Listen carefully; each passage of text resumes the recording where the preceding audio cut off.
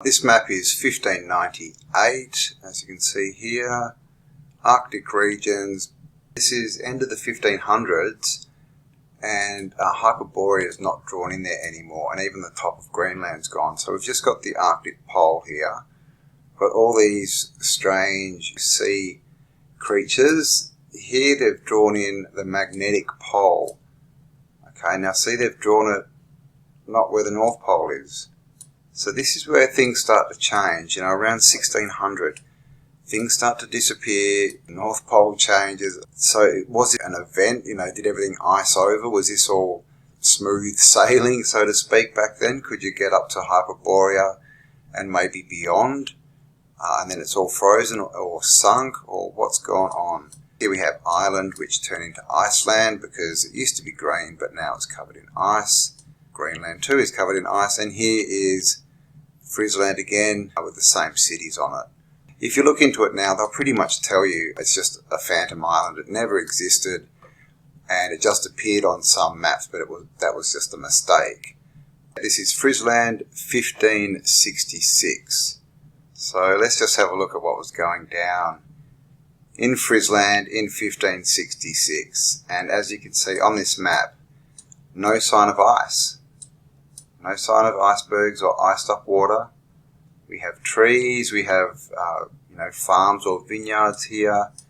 We have green mountains and hills, more farms up here, and of course we have cities.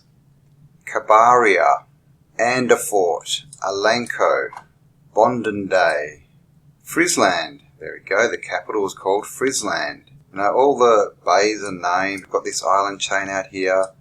So clearly a fully built out civilization.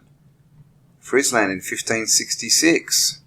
And this is a map. This is Abraham Ortelius, 1570. As you can see, this is of the north. Now, the first thing to notice here is we have the land masses of Hyperborea up here and Pygmy inhabitant. Pygmies live here. Here we have Greenland, Groenland, and look at the shape of it. The Greenland we have today comes down here, almost encompassing what we see down here. What do we have here? The island of Thule. If you don't know what Thule is, Thule, like what are they? The Thule organisation, our society, which came out of World War II and the Nazis, and Thule is now on Greenland. But again, look at this. Thule is covered in cities. And again, no sign of ice. What we do get, though, is greenery on the outskirts here. And, of course, Greenland looking green. You know, why is it called Greenland? And, of course, now they tell us it's covered in ice. And down here we have Friesland.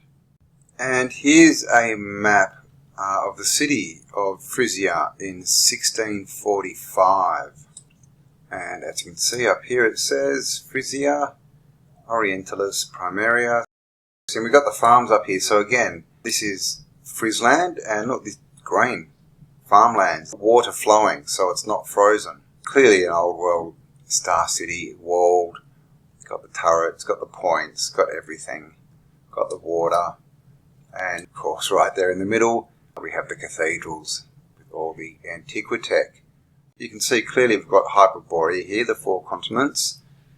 Up here we have Greenland in a very strange shape. Ireland below it with the S, Ireland, it's not yet Iceland. And here, I'm not sure if you can read that. This is Friesland. So it's like Frisia, it's spelled like Frisia that we have in Denmark today. So as you can see up here, Friesland, as in the island that we see, Friesland. And up here we have Frisia, Libere. Okay, so Friesland and then Frisia. So there's the connection. It just made me think, you know, this Friesland or Friesland has disappeared, and then this Frisia has appeared about the same time.